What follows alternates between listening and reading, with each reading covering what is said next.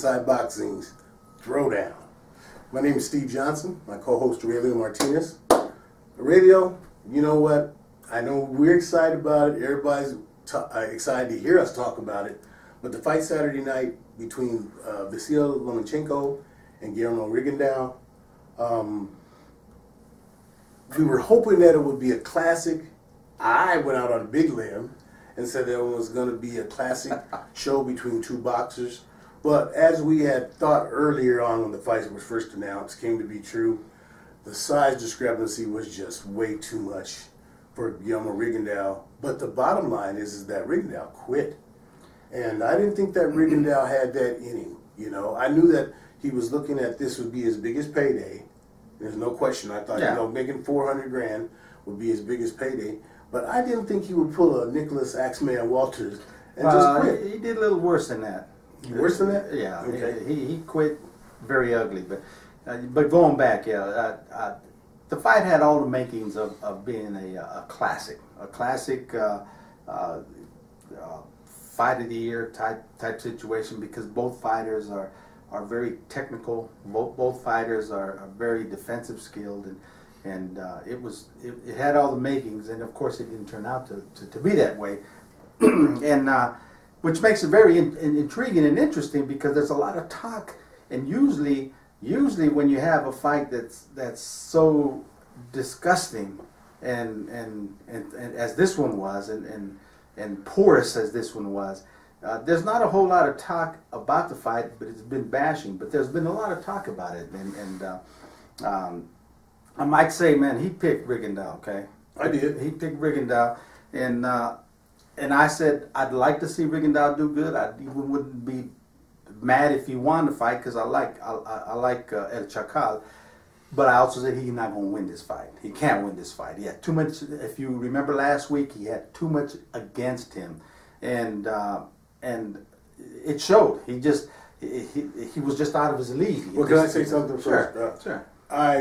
We had our bet. I had to give you a chance to win back one of the 5 steak dinners that you owe me. So I really just took that bet just to get you winning. See, he thinks everyone watching this is in Colorado, on the east side, Colorado. Go ahead. Know what he's talking about. Go ahead. Okay, but most people in the world, and you guys out there in Taiwan, and Canada, and everyone, don't know what they're talking about. Okay, go ahead. But anyway, let's get back to the business. And at the end of this segment, we're going to talk about a comment, because we get comments, we get emails, we get everything about our show. And I love you fans that are watching. A lot of times you guys are bashing us and talking about us. We don't know, and that's good, because we talk the way we feel. We talk the way we see.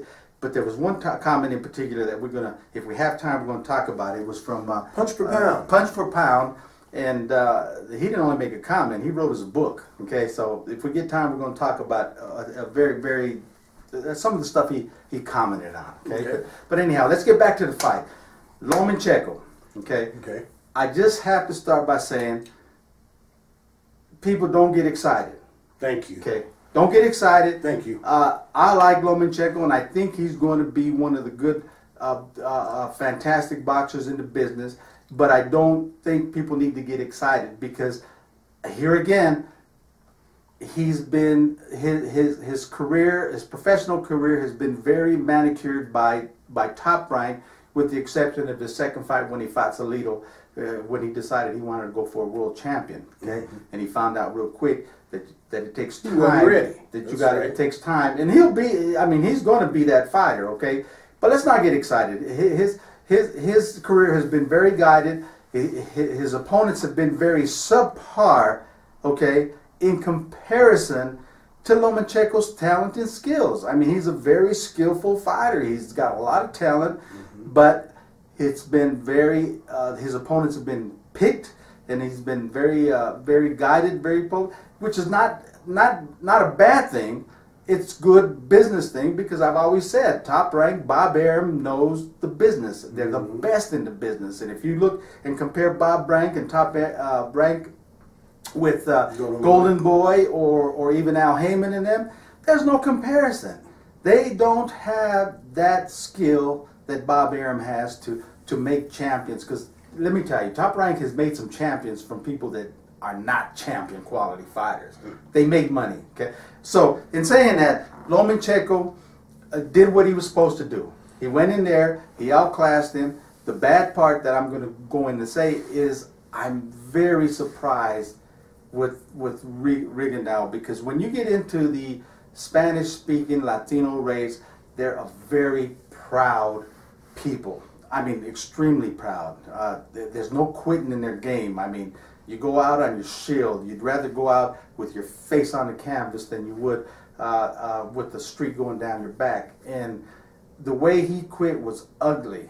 I mean, if he went to the corner, who knows what was said, but he quit, and you can see the trainer looking at his right hand, saying there's a problem there, and he told the referee, you know, he hurt his hand or something. And then when the fighter stood up, they started looking at the left hand. Yeah. Okay, clearly anyone could tell you there was nothing wrong with his hands. He didn't never hit Lomachenko to hurt his hand. So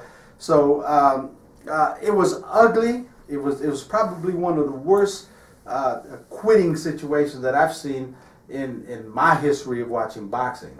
I mean, it was just ugly, and I'm gonna tell you, I'm sorry, Rigondeaux can go back to 122, and I don't think people are going to be behind him the way they were before this fight. No, I don't think they were. I still think he's a factor at 122 if that's what he decides to do. But I agree with you that his luster now is done. I mean, you can't quit like that in a fight that you actually begged for. Okay, I mean, and even though the size discrepancy and everything, you always, I'm gonna give Lomachenko his credit, because you remember he said from the very beginning, the dude's too little. He actually said, he said that he said this win doesn't do anything for me. He was littler than me. I'm not even thinking about that. And that's why I got to give Lomachenko his props and his credit, because he knows what Top Rank is doing, and he's well worth it. And on the other hand, Lomachenko will fight anyone.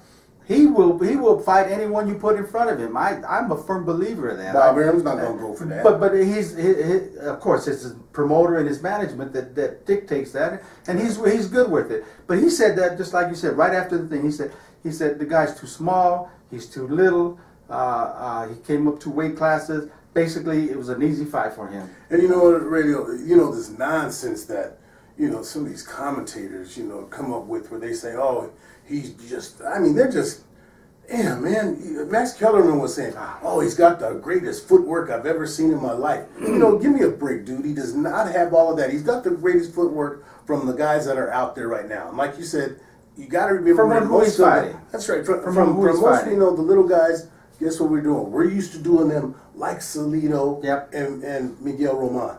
They're getting in there, they're just banging. Okay, he's a slick boxer, mover, and he, like you said, right now he's got everything. But now he's going to find out, like Terrence Crawford found out, and Bomac had to finally realize that, hey, it's time. We can't stick around here at 140. We got to go up here to 147. He can't stick at 130, 135 anymore. He's going to have to move up. 130. Yeah. Okay, yeah, he's going to move up, and Mikey Garcia was the name that came up as popular. But you got to remember, Mikey was having problems making 135. That's why he said he was moving up to 140. Yeah. So there's, Linares, Jorge Linares. There's some guys there but I expect him to be able to handle them, but they're not money fights. He's got to be a pay-per-view draw for Bob Arum. Just like finally it's happening for after Terrence Crawford gets a hold of our boy fighting Corcoran. What's the boy from Australia? Horn. Jeff Horn. And Terrence Crawford destroys him. Then it's pay-per-view. Let me tell you, Terrence Crawford. Horn ain't gonna fight Terrence Crawford, but that's another show. That's another show. But let me tell you something. Lomachenko, like I said, I like him. I'm not gonna say he does. He's got to tighten up his movement, because he's got the big movement, the big movement, and that makes Kellerman's and all that, because they don't really know boxing. They're historians. They watch boxing and they're historians. But the technical thing is he's got to tighten up that movement, okay? Because when he gets into someone that really knows how to cut the ring off, he bounces too far, taking himself out, so he has to bounce back in to do that. And you can do that when you're fighting a subpar competition, but when you get into where you're fighting rated and contender competitions, it gets a little more difficult. But I have no problem in saying that he's going to learn this. He's going to learn what he has to do. he's that kind of a fighter. He's one of the elite fighters. And I'm gonna tell everyone out there right now, I don't believe that the Mikey Garcia fight will ever, because Mikey's not gonna make 130. And even if they come to a catch weight at 135 and they were to make that fight, which I don't think it will, because you know the history with Mikey Garcia and Bob Arum is pretty rough. It's pretty rough. So Top Rank, I mean, unless it means a lot of money for Bob Arum, he's not going to give Mikey Garcia the benefit of the doubt to make big money. I agree. They've got history. So there's a history. But if the fight was to ever happen, I'm going to tell everybody out there, Lomachenko whips that ass. And I'm going to tell you that that's not even remotely true, because if the fight happens and they make the fight at 140, okay, let him move up. If not at 140, come on, man, 135. Well, we just said he can't make 135. Okay, so it ain't gonna happen. Okay, well then we're talking about if the fight happens at 135. Well, it ain't gonna happen at 135. Okay, Mikey can't make 135. So I just said that. Well, well then, hey, look. I just said he would. I just said Lomachenko would win at 135. I didn't say he's gonna win at 150 or no. I didn't say Lomachenko's gonna beat Joshua Wilder. I'm on record saying I said let's make a catch weight of 138. Mikey Garcia whoops his ass, and you'll get to see it. Okay. Well, okay. But let me just finish. If they fight in the category that they're supposed to fight, the Lomachenko fights at 130. Okay. So that's why he's got to move up, because at 130, there's nobody there for. Let me end up saying this. Okay. For all you that are so excited about Lomachenko, as this includes my buddy here, I want you to chill a little bit. Hold on. I want you to look back, and I want you to look back at Nicholas Walters. Before that fight was made, Nicholas Walters was having problems making weight, but Bob Arum gave him a bag full of money. He came back. I'm disturbed because he quit. Guillermo Rigondeaux took this fight 2 weight classes above his, because he needed that bag of money. He quits. I don't know why. And Rigondeaux, let's see, Lomachenko was 30. Nicholas Walters was 36. Guillermo Rigondeaux might be 40, okay? So he's going to run out of these old dudes to fight, you know, that's got 40, 50 fights. And we're going to see what happens. I'm saying that Lomachenko's he's a complete package. I said that after Nicholas Walters, right? Yeah. Right? He's a complete package. He's got some rough roads ahead, but Bob Arum, like we know, he knows how to maneuver those waters to get away from that. I'm done. Go ahead. Let him be done. I'm going to tell you, you can't come to me and tell me I'm getting on any bandwagon. I call fights the way they are. Okay, you got a talented fighter that can do. Now, I've been critical of Lomachenko. Okay, I've been critical of him, and I'll continue to be critical of any fighter out there, because I don't see a fighter as jumping on a bandwagon. I see him as what he presents in the ring and what he does. Okay, so given that, Lomachenko will be one of the elite fighters. He'll fight anyone that goes in there, and he'll beat anyone that goes in there until he gets up to that top caliber where you're going to have wars. Okay, Mickey will be a war. I didn't say he was going to walk all over Mickey if it ever happens. Okay, Mikey. Sorry, Mikey. If it ever happens, but it's not going to happen, because that's Mikey's excuse not to fight him, saying he can't make weight. Okay. He can't make weight now. How's it going to be? If he wanted to, he can. Mikey's not a giant. Okay? Whatever, dude. He's not a giant. He's not big boned. He's not a giant. So basically, we'll leave that alone. I want to get into this comment. Oh, you want to do that now? I thought you were going to come back in the third segment. Immediately. Let's hold off on that. Okay, yeah, because we kind of extended. I want you to start on that. Anyway, let's move on. Let's see what happens with the career of Lomachenko. Who are they going to get in next? I mean, it's not going to be easy anymore. Okay, now they have to start picking it up to the talent. Pay-per-view worthy. Bob Arum when he's pay-per-view, and he knows how to do that. So good. We'll see. Okay, that's the end of our second segment. We'll be right back.